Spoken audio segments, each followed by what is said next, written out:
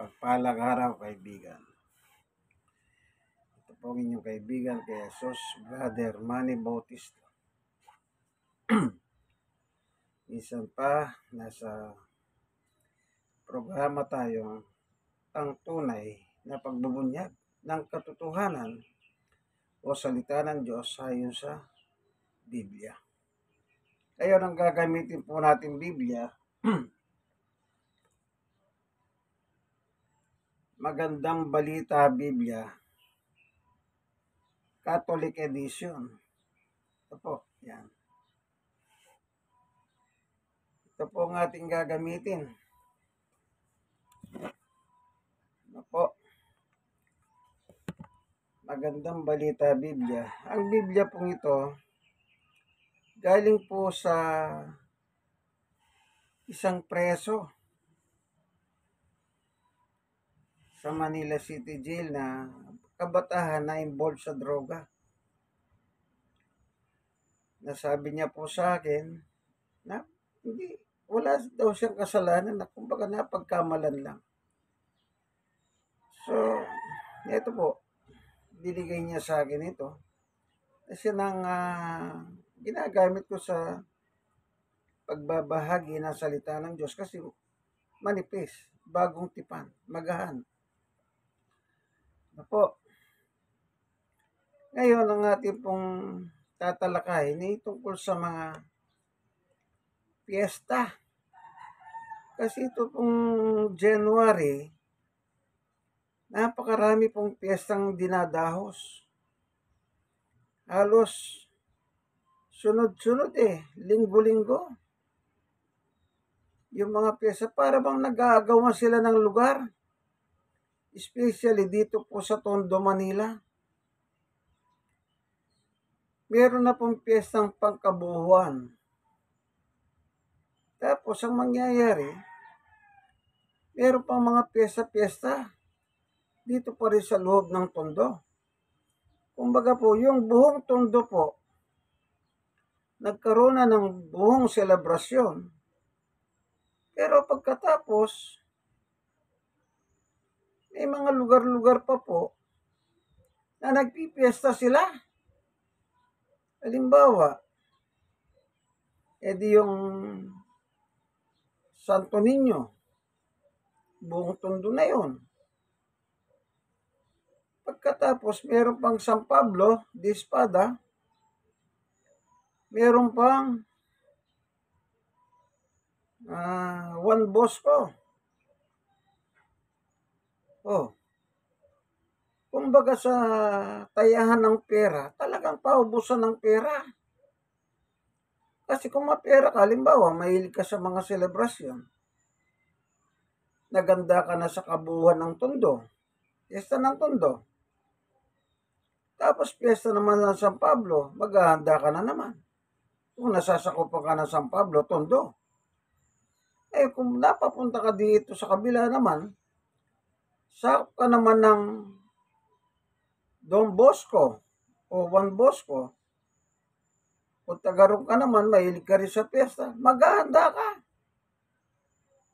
Talagang naganda ka ng Pasko, naganda ka ng Bagong Taon, naganda ka ng piyesta ng Tondo, maghahanda ka na naman San Pablo, maghahanda ka na naman ng Don Bosco. Pero, kaya sabi ko paubusan ng pera. Kung mapera ka at mahilig ka sa handa-handa, paano kung sabihin ng mga kalugar, ng mga kaibigan mo, pare, magkikipamiesta ko dyan. Nagkipamiesta na, piyesta ng Tondo, dahil nakatira ka sa sakop ng San Pablo, parokya mo, San Pablo. Pare, magkikipiesta naman kami dyan. Kung nga sakop mo naman, parokya ng Don Bosco, pare, magkikipamiesta naman ako dyan. Alam niyo naman po mga Pilipino, parang yung piyesta, parang reunion. Yung mga kaklase mo, kaibigan mo, halimbawa kaklase mo sila, pero nanira na sa ibang lugar, yan, reunion ang tawag dyan. Yung mga mag-i-eskwela, ginagawa din nilang reunion yan. Kumbaga, o pare, magre-reunion tayo, piyesta naman dito sa atin dati. Yan. Kaya napakarami pong gastusin. Ano, kung marami kang pera, okay lang yan. Kasi marami kang pera eh. Para kung wala kang pera, yun lang ang mahirap.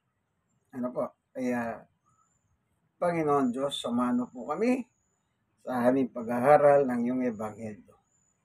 Sapagkat ang iyong ebanghelyo ay napakahalaga. Sapagkat ang iyong ebanghelyo o sa wikang maintindihan, mabuting balita o sa banyagang salita, the good news. O sa mabuting balita pa rin sa wikang Tagalog, salita ng Panginoon Diyos. Yan. Samahan mo po kami sa ngalan ni Jesus. Amen. Ang sabi ng Panginoong Jesucristo, nung siya po ay nandito sa lupa, nangangaral siya. At the age of 30, nagsimula pong mangaral si Jesus after ng bautismo siya ni John the Baptist sa Jordan River. Umabot ng 3 taon ang kanyang pangangaral. Then, isinakdal po siya at inatulan ng kamatayan. Namatay po siya sa krus. Ipinako. Then, 3 araw, nabuhay na maguli. 40 days dito sa lupa, nagturo siya sa kanyang mga apostol. After na makapagturo siya, nung nabuhay siya maguli, sa loob ng 40 days na nagturo siya, then umakyat na po sa langit. Ngayon, nasa langit ang Panginoong Yesus, nandun po sa kanan ng luklukan ng Diyos sa langit. Ngayon, sa kanyang pangangaral po dito sa lupa, ipinangaral niya po yung tungkol sa panalangin. Dito po babasahin natin yung tinuro niya, no? Para sa kabatiran ng lahat. Total naman po, pag-aaral naman ng salita ng Diyos yan. Ganito po naman ang nakalagay sa Mateo 6. Ano po?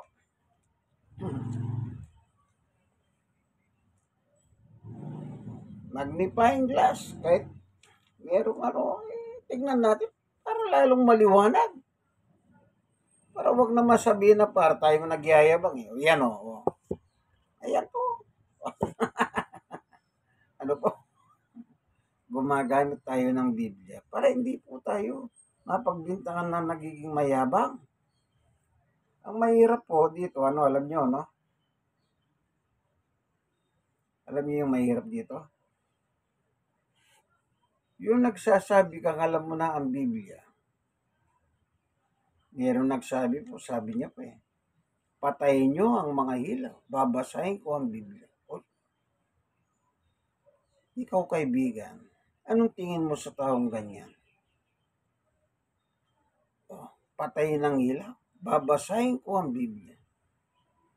Anong tingin mo dyan? Siyempre, isa lang ang konklusyon ng tao. Mayabang ang taong ito. Ako hindi po papatayin. Kasi mahirap naman magbasa ng walang ilaw. Yung meron nang ilaw, kung isa gumagamit pa ng magnifying para wag magkamali sa pagbasa. Ano pong sabi ni Jesus?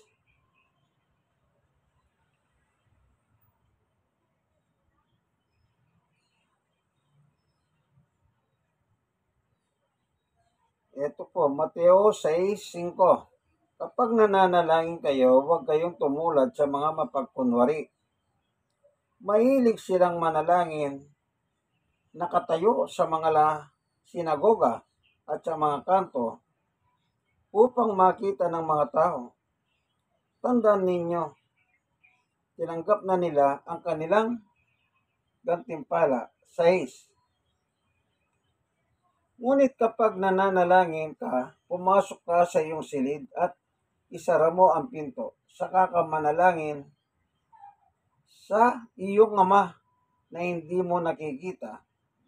At ang iyong ama na nakakakita ng ginagawa mong ng lihim ang siyang magbibigay sa iyo ng gantimpala. O, maliwanag po, ano? Pumasok ka sa silid, sabi ng Panginoong Jesucristo. O, manalangin ka ng lihim. Pero, anong sabi ni Jesus dito? Saka ka manalangin sa iyong Ama na hindi mo nakikita. O ibig sabihin po, talagang hindi mo nakikita ang Diyos. Kasi po, wala siyang anyo na gaya ng tao.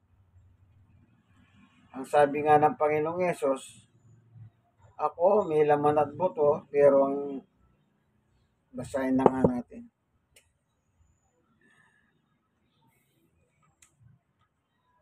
Okay. Actually, doon sa sulat sa 1, ang sabi ng ating Panginoong Yesus, sa 4, ito,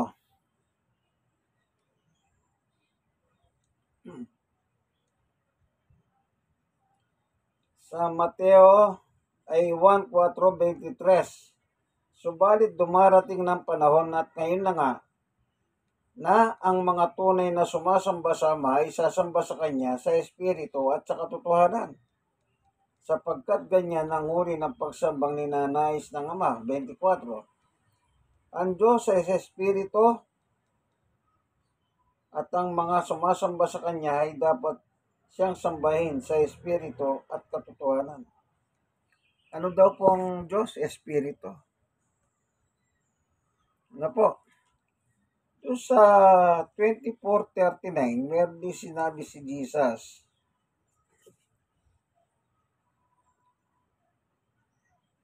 Ganito po nakalagay naman, ano?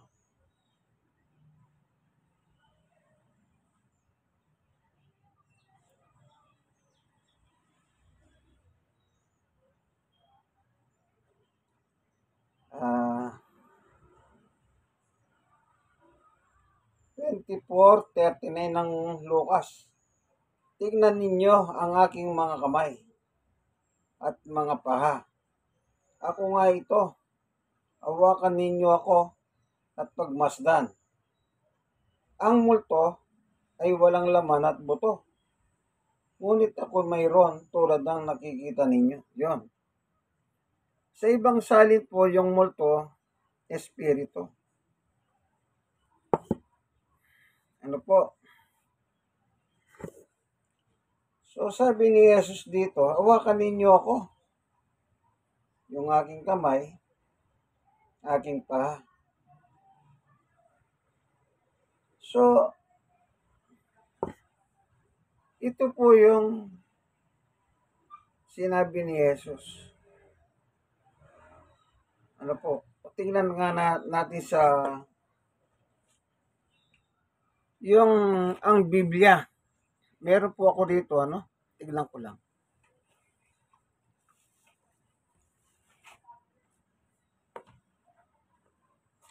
Ito po, manipis rin ang Biblia.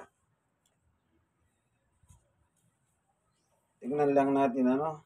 Lucas 24:39. Tignan ninyo ako. Tignan ninyo ang aking mga kamay at ang aking mga paa. Ako rin nga. Ipuin ninyo ako at tignan. Sapagkat ang isang espiritu ay walang laman at buto na gaya ng inyong nakikita sa akin. Ayun. Ang Biblia. Espiritu po, yung sa Magandang Balita Biblia, Catholic Edition, multo. Yung parang kay Jesus nung araw, naglalakad sa ibabaw ng tubig. Sumigaw ang mga alagad. Ay multo. Ano po? Kaya, wala pong anyo ang Diyos. Wala siyang laman at dugo na gagaya natin. Kuda sabi man ni Jesus yun, kasi po si Jesus nagkatawan tao. Ngayon, anong sabi niya? Sa iyong panalangin, pumasok ka sa iyong silid. Manalangin ka sa Diyos na hindi mo nakikita. Ibig lang sabihin, wala kang nakikitang object. Ang nangyayari kasi ngayon, kahit sa loob ng kwarto, sa marami nakikita po sa mga tahanan, may mga talagang madasalin na mga tao. Sa mismong kwarto nila, meron silang bukod na darasalan na lugar. Meron po akong nakilala noon, mag-asawa, Pilipina yung babae, inchik naman ng lahi yung lalaki. Pero Filipino-Chinese po yung lalaki. Meron pong sariling altar, yung inchik. Meron sariling altar, yung Pilipina. O, kita nyo na. Baging sa panahon natin, napakarami po, may mga sarili silang lugar ng dasalan sa loob nilang kwarto. Kumbaga, sa loob ng bahay, meron na silang mga dasalan na lugar at meron pa silang personal na dasalan sa kwarto. Ano po? Ganyan po ang tawag dito, yung mga taong madasalin. Pero inyo pong pagtatakhan, yung kanilang lugar ng darasalan ay puno ng mga ribulto. Imayen na ginawa ng mga kamay ng tao. Gawa sa patay na punong kahoy, gawa sa mga fiberglass, gawa sa mga eskayola, gawa naman sa mga bato, o gawa sa ginto. Yung iba, ginto, ginagawa pang kwintas. O gawa sa tanso, pilak. Napakarami po, ano? Ang tawag dito, mga himayin. Ngayon, nung nangangaral po si Apostol Pablo, ang sabi niya, doon sa gawa, tignan nga po natin, ano?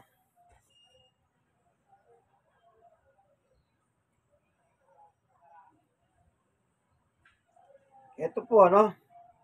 Sa gawa 17:29, sapagkat tayo mga anak ng Diyos, huwag nating akalain na ang kanyang pagka-Diyos ay mailalarawan ng ginto,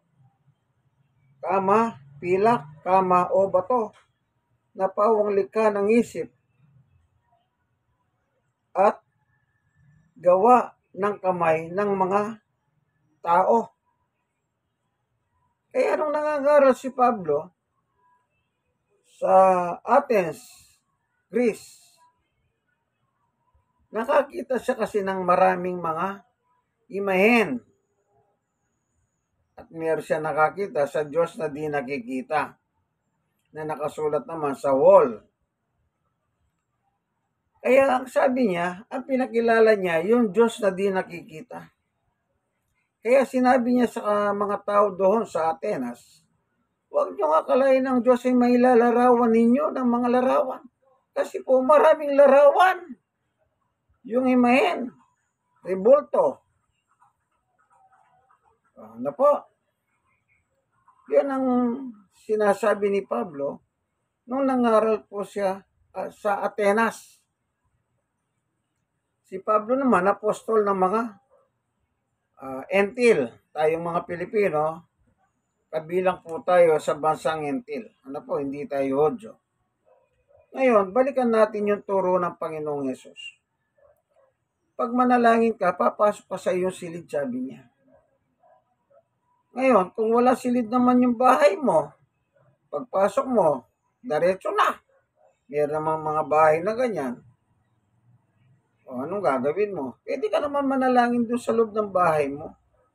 Kanya lang, maghanap ka ng tahimik. Baka naman nagkakanta, tsaka ka nananalangin. Huwag naman ganun. Para kang, tawag dito, para ka namang, ewan. Yung moment na tahimik, halimbawa, sa gabi, tahimik na, halimbawa, yung comfort mo, yung mga 12:00 ng gabi, tahimik, manalangin ka. Wala nang maingay nun. O kaya yung magigising ka sa madaling araw, 4:00, wala pang masyadong gising nun, di manalangin ka. No?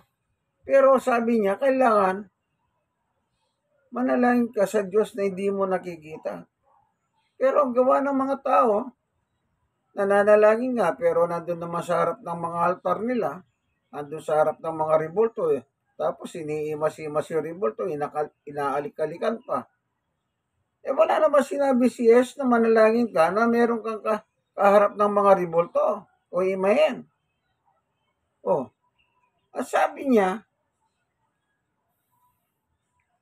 idudulog mo sa Diyos ang iyong panalangin.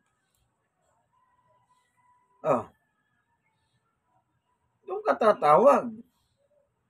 Kaya nung nagsabi sila Apostol Pedro, turuan mo kaming manalangin. Anong sabi ng ganito kayo manalangin? Basahin natin yung tinuro niya kina Pedro. Sila Pedro po kasi nagtanong nun Panginoon, turuan mo kaming manalangin. Gaya ni Juan Bautista na tinuturuan yung kanyang mga halagad. Ano po? Tingnan natin na.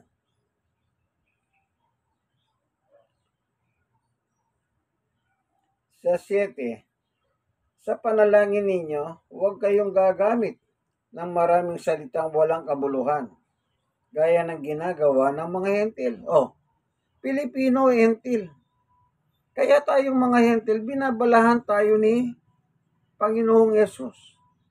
Huwag daw tayo gagaya sa mga hentil na mahilig manalangin ng pahulit-ulit. Bigyan ko kayo ng halimbawa. Yung pagrorosaryo. Ilan ba yung beads ng rosaryo? Mula sa yung cross. Then, paikot. Paulit-ulit po yun Hindi po ba? Kapag nananalangin ka rosaryo, palitan kayo ng sagot. Hindi po ba ganun ang pagro-rosaryo? Nung araw po, kabisado ko pa yan Kasi po, nagro-rosaryo kami sa loob ng bahay. Yung 6:00. Nung nandun po ako sa Pampanga, dahil ang natirang ko po, tsahin ko, religious person sila. Yung tiyuhin ko, korsilista. Kaya pag magsisimba po kami, ang gusto nila, doon po kami sa pinakaharap na upuan. Kaya maaga po kami pumupunta sa simbahan tuwing araw ng linggo. Madaling araw pa lang, gumigising na kami. Para daw manamnam yung mensahe o yung sermon ni Father. Ganun po. Tuwing 6:00, nagro-rosaryo po kami. Ganun ang nangyayari, sagutan. Kami po magkakasama, isang pamilya. Ang naglilid ng prayer po, yung tsahin ko. Kaming mga bata, mga anak niya at ako bilang pamangkin niya, sumasagot naman kami. Hanggang sa matapos po yung lahat ng beads. Nakalagay po rito Until ang gumagawa ng ganun. Gentiles people.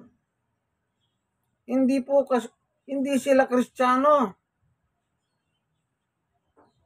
Kasi kung tunay kang Kristiyano, hindi ka magro-rosaryo. Dahil nga hentil sila,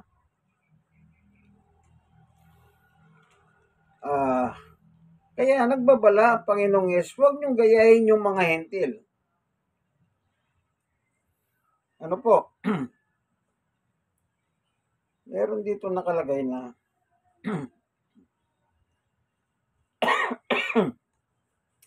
Galacia, sabi ni Pablo, sa 15, kami pinanganak na mga Hudyo at hindi makasalanang hentil. Ano daw po yung mga hentil? Makasalanan. So yung nagdarasal ng pahulit-ulit na ginagawa ng hentil ay, anong tawag nila? Makasalanan. Ano po? makasalanan. Oh. Ngayon, yun naman nagrosaryo po. Ngayon, pag binasa mo ito, ayaw nilang tanggapin. Oh. Ayaw nilang tanggapin. Pero sabi dito, paulit-ulit, hindi po ba, Ginoong Maria, napupuno na ka ng grasya? Hindi pa paulit-ulit yung The Rosary? O yan, nakikita nyo po yan sa loob ng bahay, tuwing alas 6. Ang tawag naman dyan, Angelus. O, hindi ba paulit-ulit yan? Kumisan po sa sobrang, tawag dito, pagka-panatiko. Nung araw, nung kami po, meron pang babasahin eh. Meron talagang babasahin sa rosaryo. Pero, eksperto na po eh. Kasi nasanay kami. Hindi na po binabasa yung mga babasahin. Kabisado ng tsahin ko. At kami naman, kabisado naman namin yung pagsagot. Pagkatapos mababaligtad, kami naman yung, Ginoong Maria, ikaw naman yung sumasagot nun. Yung tsahin ko. Hanggang maubos yung beads. Oh. Alam niyo po, talagang hindi nila matanggap na yung ginagawa nila paulit-ulit. Basahin nga natin. Sa panalangin ninyo, huwag kayong gagamit ng maraming salitang walang kabuluhan.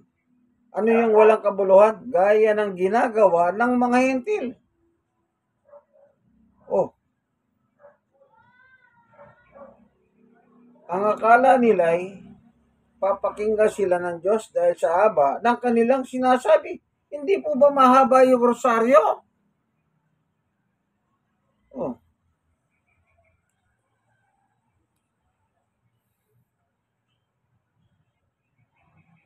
Sa ibang salin, ang nakalagay po, paulit-ulit yung Mateo 6:7. Tignan nga natin sa ang Biblia, no? Nagkano po tayo na hindi tayo naninira ng reliyon. Mga kaibigan kong Katoliko, hindi po paninira. Nag-aaral po tayo. Sana meron po kayong matutunan. Imbis na magalit kayo, magpasalamat kayo. Ano?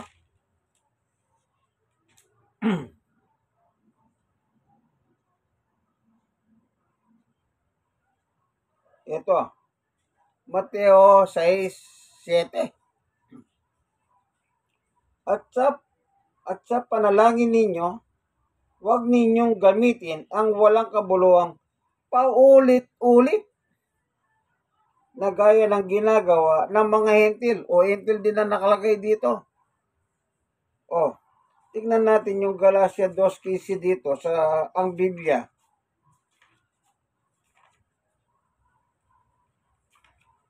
Alam niyo po, ako lagi ko sinasabi, hindi ka dapat magalit eh. Manapa, magpasalamat ka. Galatia 2:15. Tayo'y mga Hudyo sa katutubo at hindi mga makasalanang entil.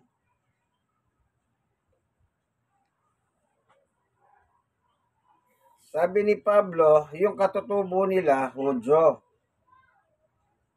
Kasi po Hudyo talaga si Pablo. Lahi po siya ng Benamita, 12 tribes of Israel. Isa siyang Pariseo, ang reliyon niya. Pero nung ma-convert siya kay Jesus, iba na ang kanyang pananampalataya. Kristiyano na. Kaya pinangangaral na niya ay walang iba kundi si Kristo. So, sabi ng talata sa Biblia, hindi po ako binasa ko lang paulit-ulit. Hindi po pa paulit-ulit yung pagro-rosaryo. Ginoong Maria, napupuno ka ng grasya. Nung araw, kabisado ko po, pero kayo hindi na eh. Kasi hindi ko na po ginagamit yun. Kaya pag gusto ko manalangin, kung Yung aking personal na kailangan, yun lang po ang aking nilalapit sa Diyos. Hindi na po ako, ang daming kakasalita, sabi ni Jesus eh. Hindi naman kailangan maraming salita kasi hindi mo na kailangan bulahin ng Diyos. Alam niyo po, ang sabi ni Jesus sa 8, Mateo 6:8, huwag ninyo silang tutularan. Sino yung tutularan? Yung paulit-ulit. Yung gawain ng mga hentil na makasalanan. Kaya yung nagro-rosaryo, tanggapin nyo man at hindi, yung paulit-ulit na pagro-rosaryo, yun po yung nakalagay sa Biblia eh. Bagamat hindi sinabing tungkol yun sa rosaryo, kundi sinabi niya tungkol sa paulit-ulit na panalangin. Oh, yun po bang pagro-rosaryo, hindi ba po ba paulit-ulit yun? Paulit-ulit po yun. Hanggang matapos po yung laki ng rosaryo o yung mga beads. Ginaganyan pa yun, no? Yung mga madre, pag nakasabay mo sa jeep, yung madre, yung iba naman, Teresa, yung grupo ni Santa Teresa ng Kolkata, India. Nagro-rosaryo po sa jeep habang tumatakbo ang jeep. Oh. Oh. Hanggang matapos, pagkahalikat pa nila. O kaya bago sila magsimula, ay nahalik yung krusopeo ni Jesus. Alam niyo po, hindi na po akma yun. Kaya nga, tinuruan na po tayo ng Panginoong Yesus, huwag lang yung paulit-ulit. Halimbawa, mayroon kang gustong kailangan, diretso mo lang sabihin sa Diyos, Diyos ko, sana po ibigay mo po yung aking gusto. Halimbawa, mag-e-exam ka sa board exam. Panginoon, bigyan mo po akong katalinuhan kasi mag-e-exam po ako sa board exam na sana makapasa po ako sa tulong mo. Sa ngalan ni Jesus, amen. Hindi na kailangan magrosaryo ka muna. Pagkatapos, hihiling ka. Hallelujah. Anong sabi ni Jesus? Huwag ninyo silang tularan. Kaya yung mga kagaya ko po, isa po akong panatikong Katoliko, nagro-rosaryo, nagnonobena kay Maria, prosesyon kay Maria. Ngayon lumaki po ako at nakarinig ako ng salita ng Diyos sa Biblia at nakabasa rin mismo ako ng Biblia. So, hindi ba naman tama yung paulit-ulit? Alam niyo po, sabi ko, kala ko tama na eh. Yung pala, hindi pa rin. Pero kaya nung araw, sabi ni Apostol Pablo, meron siyang sulat. Siya mismo, yung mga kababayan niya noong panahon niya, siya mismo yung nagbulgar. Ito sa Roma. Tama-tama, Roma. 10:1. Mga kapatid, ang pinakananais ng puso ko at dinadalangin ko sa Diyos ay ang maligtas ang mga Israel. Yung Israel po, hindi po bansa, mga tao. Ang tawag naman doon sa kanila, Israelita. Israelite sa English. Ano po? Kasi po, Hudyo nga si Pablo. Lahi siya ng Benamita. Israelite po sila. Anong sabi niya sa mga kababayan niya? Bakit niya idinadalangin sa Diyos? Kanino siya dumadalangin? Ulitin natin ha. Roma 10:1. Mga kapatid, ang pinakananais ng puso ko at idinadalangin ko sa Diyos ay ang maligtas ang Israel. Kanino siya nananalangin? Sa Diyos. sapagkat saksi ako na sila'y masigasig na maging kalugod-lugod sa Diyos, hindi nga lamang batay sa tamang kaalaman. 3. Dahil hindi nila kinilala ang pamamaraan ng Diyos upang gawing matuwid ang tao at nagsikap silang gumawa ng sarili nilang pamamaraan. Hindi sila nagpasakop sa pamamaraan itinakda ng Diyos. Ayun. Gusto nilang maging kalugod sila sa Diyos, pero mali yung pamamaraan po nila. Hindi ayon sa Diyos ang gusto yung ginagawa nila. Ang sabi ni Apostol Pablo patungkol sa mga kababayan niyang Israelita. So, hindi sila ligtas. Kasi ang prayer niya na gusto niya ay maligtas sila. O hindi sila ligtas sa ginagawa nila. Kaya yung entil na paulit-ulit, in fairness, wag po kayong masasaktan, kung si Pablo po, mismong kababayan niya, nireveal niya kanilang ginagawa. Hindi po ba sila religious? Religious sila kasi sabi niya, gusto nilang malugod ang Diyos sa kanila. Pero maling pamamaraan. Mali. Hindi niya sinabing tama ang pamamaraan nila. Hindi, kundi ang sabi niya, mali. Pag mali po pala, hindi ligtas. Tandaan nyo, wala po tayong tinuturong masama dito. Kaya ako, nung natuto po akong makinig sa Biblia, matuto akong magbasa ng Biblia, praise the Lord. Bakit ko nasabing ganon? Bakit ko nasabing praise the Lord? Binigyan po ako ng unawa ng Panginoong Yesus Kasi siya rin ang nagtuturo ng panalangin. Kailan nangyari yun? Basahin po natin. Meron tayong ebidensya dyan. Unang 1:5-20. At nalalaman natin na parito na ang anak ng Diyos. Sino po yung anak ng Diyos? Ang ating Panginoong Jesucristo. Naparito na dito po sa mundo natin. Ano ang binigay niya? Nalalaman nating naparito na ang anak ng Diyos at binigyan niya tayo ng pangunawa. Praise the Lord. Kaya ako, praise the Lord, binigyan niya ako ng pangunawa. Na yun po palang ginagawa ko noon na pagrosaryo kasama ng aking pamilya sa probinsya.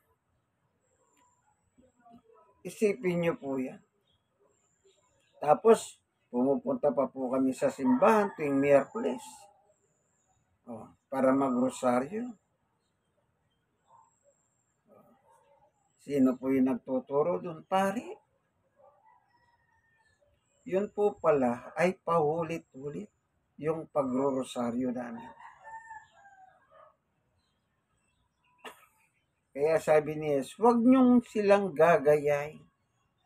So, ngayon, hindi na po ako nagro-rosaryo. Nung araw po, meron ako nasira. May rosaryo. Namimigay na rosaryo.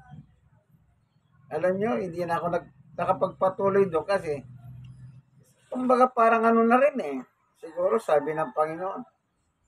Sila yung nagbigay dahan upang hindi na makapagpatuloy kasi sila na rin yung nagsabing, huwag ka nang babalik dito.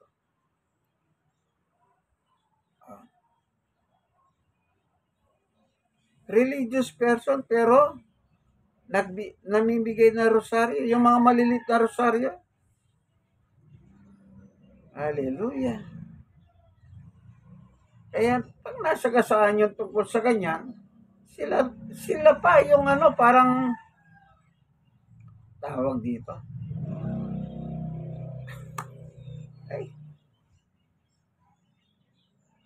Parang galit. Kaya, salamat sa Panginoong Yesus, binigyan po ako ng unawa. O, tuloy natin yung kumpletong sulat ng unang 1:5-20. At nalalaman nating naparito na ang anak ng Diyos, si Jesus, at binigyan niya tayo ng pangunawa upang makilala natin ang tunay na Diyos. At tayo nasa tunay na Diyos. Sa kanyang anak na si Yeso Kristo, siya ang tunay na Diyos at buhay na walang hanggan. Naunawaan ko na po na si Jesus po ay tunay na Diyos. Likewise, peking Diyos. Hindi po peke si Jesus. Tunay na Diyos ayon kay Juan. Oh. Binigyan po ako ng unawa. Pero yung mga miyembro ni Satanas, yung kanyang disipulo ni Satanas, na nagsasabing kailanman hindi naging Diyos si Jesus, kundi taong tagapamagitan. Wala silang unawa. Wala silang unawa. Bakit? Ay ano nakalagay yun? Ano daw si Jesus? Kapag naunawaan mo ang salita ni Jesus, na si Jesus pala ay ano? Tunay na Diyos at buhay na walang hanggan. Amen. Kaya yung mga nagsasabing si Jesus hindi Diyos kundi taong tagapamagitan, wala silang unawa. Sila ay mga miyembro ng iglesia ni Satanas. Kahit hindi nila tanggapin yan, ang totoo niyan, miyembro sila ni Satanas. Sa ibang talata, sabi ni Pablo, si Satanas man ay nangangaral. Tsaka na natin papaksayin yan.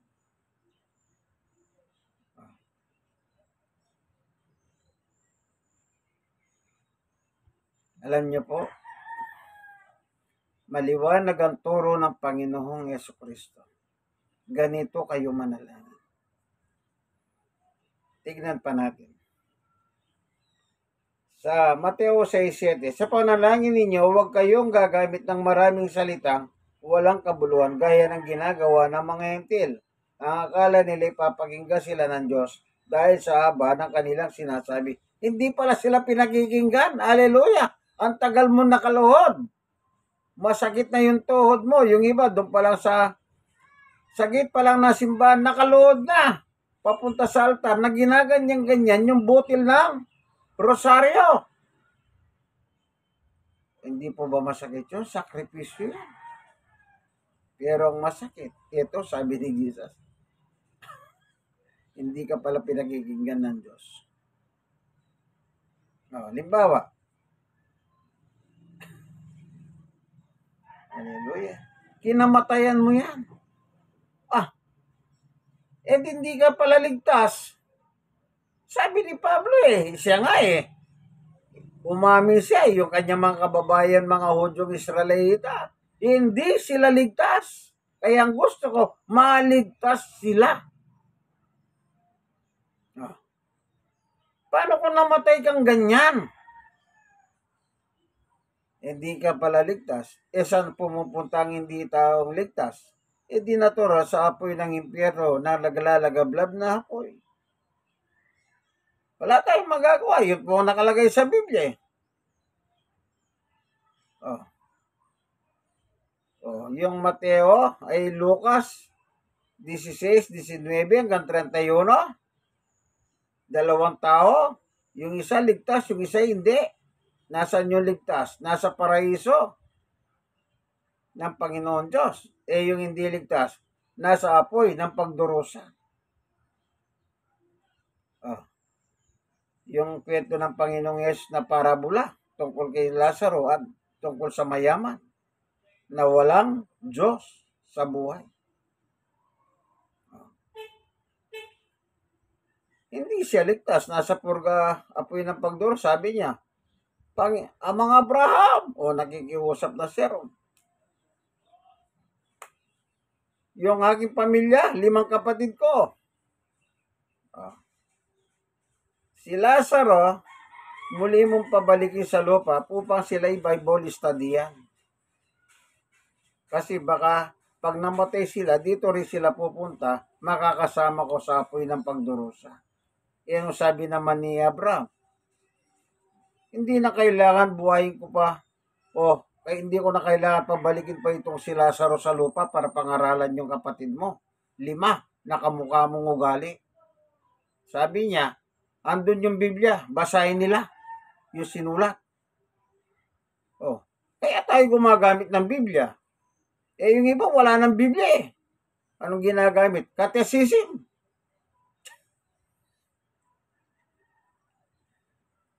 Huwag po kayo magalit sa akin. Yun ang totoo eh. Ano po? Yung iba naman, bumabasa ng Biblia, hindi raw tunay na Diyos si Jesus. Yun po yung iglesia ni Satanas yun. Miyembro sila ng iglesia ni Satanas. Kahit hindi nila tanggapin yun, ang totoo yun, sabi ni Satanas, hindi nyo man ako tanggapin. Ang totoo yan, talagang sa akin kayo eh. Meron pang yung palamura. Iglesia ng palamura.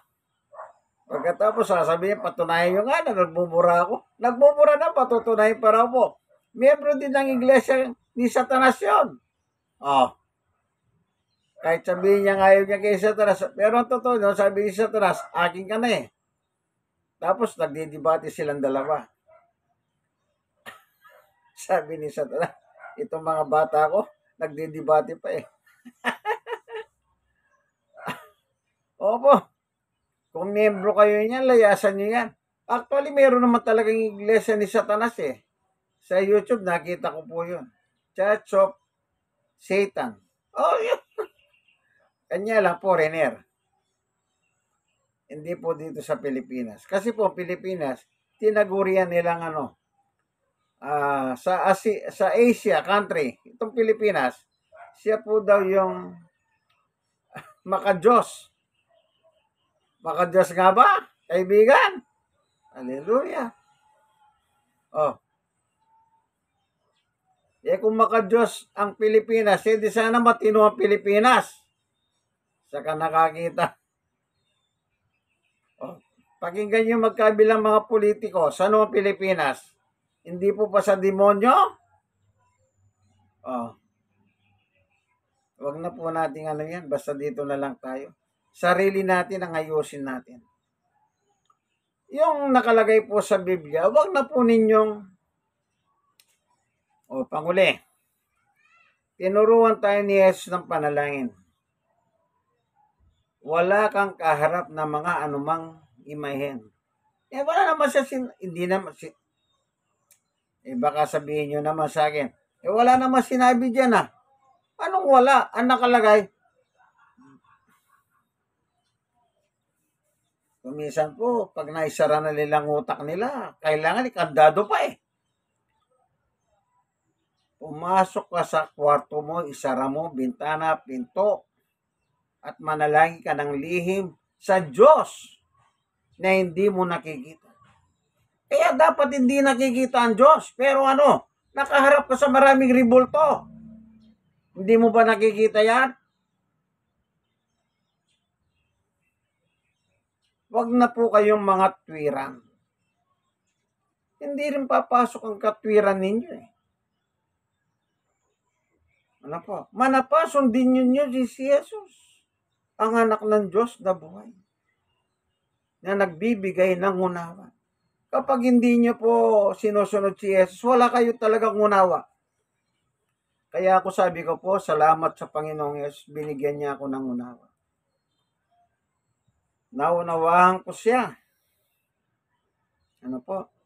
Kaya po, ibinabahagi ko siya. Kaya in Christ, wala po akong ibang. Meron po ba ako binanggit na reliyon? Limbawa ako. Meron din po akong kinabibilangan ng sekta ng reliyon. Pero, hindi ko po sinasabi yun. Hindi naman po yan ang pinag-uusapan. Ang pinag-uusapan, ang Panginoong Yesus.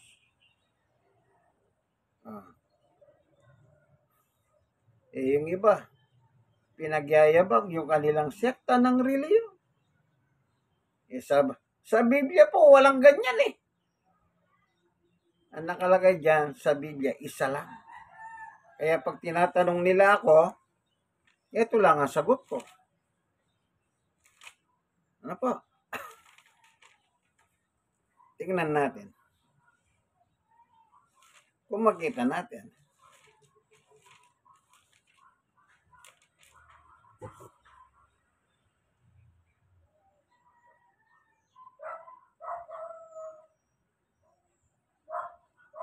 Sa Gawa 11:25, kapag tinatanong po nila ako kung ano po ang aking reliyon, kapag nangangaral po ako in public places, ito po sagot ko sa kanila. Sa Biblia ko kinukuha. Kasi ayoko pong baka sabihin, ikaw naman nagyayabang ka lang. Hindi po. Sabi ko nga nung nakaraan, nagbabasa ako. Iniistorbo ko Pinalalayas ako. Kasi nasagasahan yung reliyon nila. Gawa 11:25. Nagpunta si Bernabe sa Tarso upang hanapin si Saulo. Ito pong Saulong ito, si Apostol Pablo po ito, Sa Ebreyong pangalan, Saulo. Okay? 26. At ng kanyang matagpuan, isinama niya ito sa Antioquia. 1 taon silang nanatili roon at kasama ng iglesia. At nagtuturo sa maraming tao. Doon sa Antioquia, unang tinawag na Kristiyano ang mga tagasunod ni Jesus. Yon. Ang lagi ko po sinasabi, pag tinatanong nila kung anong reliyon ko, sabi ko wala. Kasi ayoko po pagdebatihin yung pangalan ng mga simbahan. Pero kung minsan may mga makukulit pong mga nagtatanong, hindi, sabi nila, yung reliyon mo. Alam ko na po yung kung anong tinutumbok nila. Alam niyo po na sinasabi ko, isa po akong Kristiyano. Yung nasa Gawa 11:25-26 ng libro ng Gawa. Yun po ang aking sinasabi sa kanila. Para hindi nila masabing mayabang ako. Hindi. So nakita po natin dito yung tamang aral ng ating Panginoong Hesus. Ano yung tamang aral sa panalangin? Pumasok ka sa loob ng silid mo. Manalangin ka. Kung ano yung gusto mo, banggitin mo.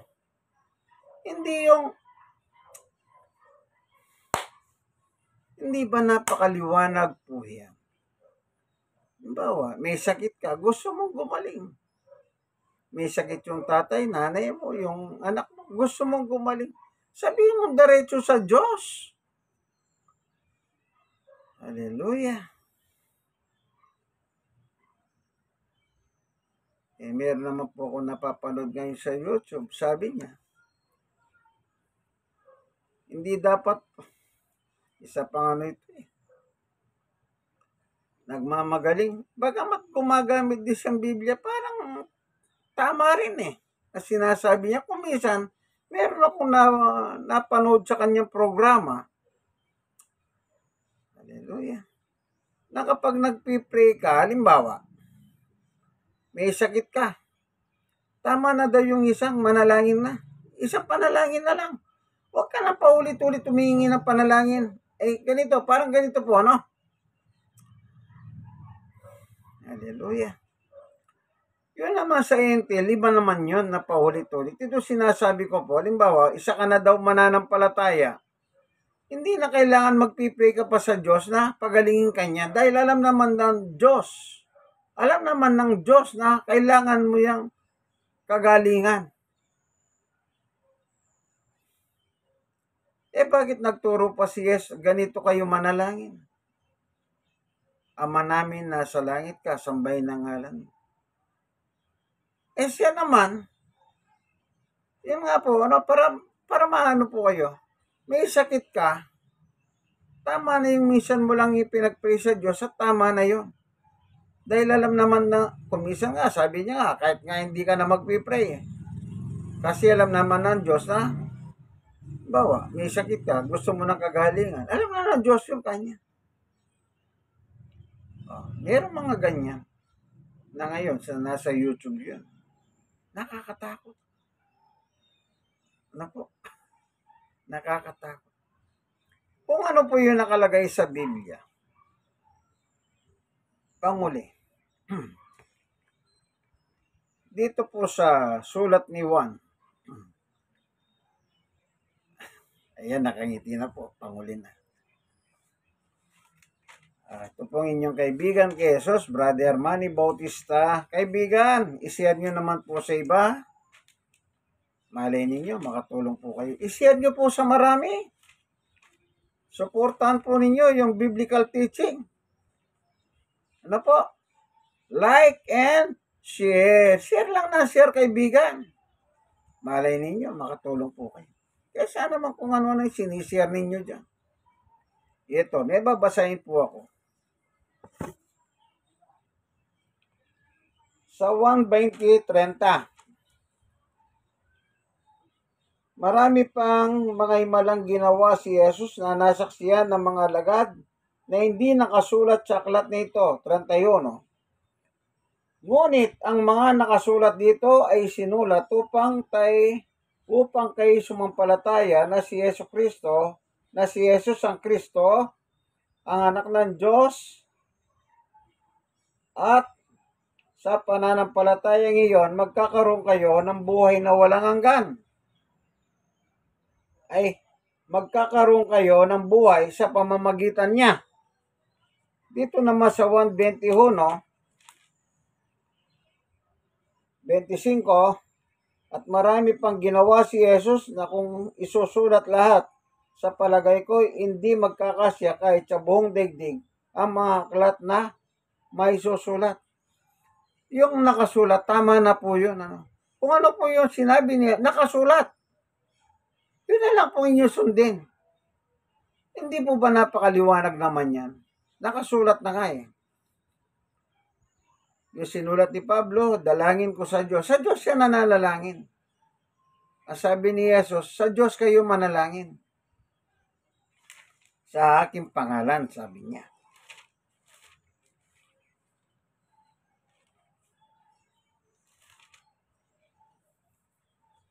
Juan 16:23. Ano po? Napakasarap pong bulahin ang salita ng Diyos, lalo na po kung katotohanan ang tinatalakay. Hindi po yung mali. Katotohanan ang tinatalakay. Napakasarap pong bulahin, no? Para bang walang katapusan na pagkain ng spiritual food. Anong nakalagay? 16:23. Second paragraph. Pakatandaan ninyo, ano mangingin ninyo sa Ama, sa aking pangalan na ibibigay niya sa inyo. Ayun. Hindi po ba sapat yun? Ano daw hilingin natin sa Ama sa kanyang pangalan na ibibigay sa inyo? Sino yung inyo? Siyempre yung nananalangin sa pangalan ni Jesus. Paano yung nananalangin sa pangalan ni Kulapo? Sa pangalan ni Santa, sa pangalan ni Santo. Paano yun? Di anti-Christ ka na. Sabi ni Jesus, sa pangalan ko. Ginagamit mo yung pangalan ng Santa. Ginagamit mo yung mga pangalan ng Santo. Di anti-Kristo ka pa. Kaya sabi ni Jesus, huwag nyo silang tutularan. Mahirap po bang unawain niya? Alam mo ang droga, nakakasira ng utak. Huwag mo tularan. Yung masakit. Tingnan ko nga. Kung anong pakiramdam ng gumagamit ng droga. Titignan mo lang ha. Ang ginawa niya, hindi lang tinignan. Ginaya niya. Ayun. Dalawa na silang bangag. Narinig ko na naman po yung bangag eh. Wag na natin ano yun. Baka kung saan pa tayo makarating kay bangag. Hallelujah! Kaya akala nyo po, may iglesia ni Satanas po. Yung lahat ng ayaw sumunod kay Jesus, maniwala kay Jesus, lahat yun, iglesia ni Satanas. Sila. Salamat, Panginoon Diyos, sa katotohanan na itinuro mo po sa amin. Pagpalain mo po ang bawat isa ngayon na nanonood, nakikinig ng bidyong ito. Nawa, buksan mo po ang kanilang mga puso at isip sa katotohanan. Maraming salamat po sa ngalan ni Jesus. Amen. Kaibigan, like and share. Share nyo na po siya sa marami. God bless us all. Bye-bye.